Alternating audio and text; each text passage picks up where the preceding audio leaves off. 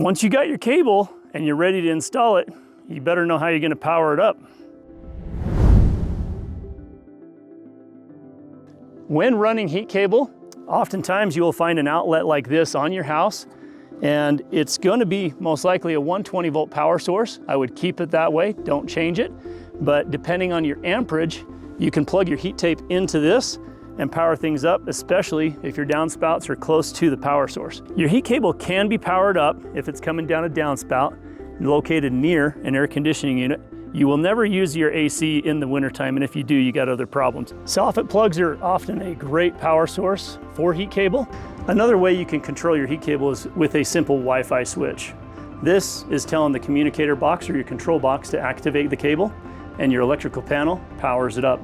It's a very simple setup, but it's a great way to create convenience for your heat cable on-off simply through Wi-Fi switch. Now we have a lot of people that prefer this, especially if it's a second home or if they want the convenience of being able to operate it remotely from another location. If you're ever trying to pull brand new power, a dedicated circuit for your heat cable, sometimes you can actually go in a basement, crawl space, utility room, especially if it's unfinished like this. It's an awesome place to work with new wires, and you can go into your panel, pull a new line, put a breaker in, send it out to the outside. There's a number of ways to do that. Of course, call your local electrician, get someone you're comfortable with doing it, that's licensed. Now, if your panel's full like this, there's a lot of breakers in there. There may not be room.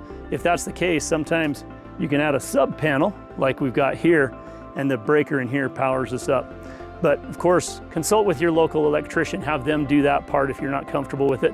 But running a dedicated circuit is often the best way to get extra power for heat tape, because you know nothing else is using that power. It's dedicated for the heat cable. Setting up your heat cable with a smart home system is awesome, because at any time, as you can see right here, I've got an indicator on this soffit control for the heat cable.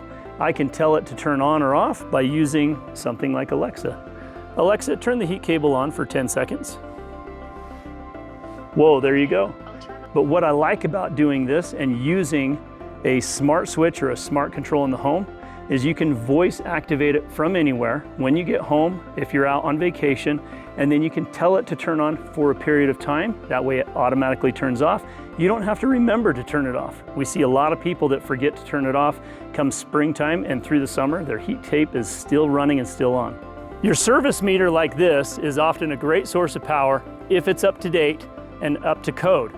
This one in particular has other breaker spots that are in here that you can utilize, and some of them are for yard lights and other things, but you can often get a heat cable circuit in here, and sometimes you're lucky enough, it might be right next to a downspout that can access one of your zones that you might need power for.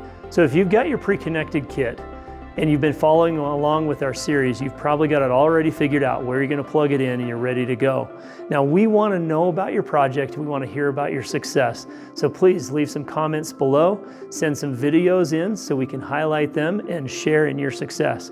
If you have any additional questions, feel free to reach out to our experts at heatcable.com.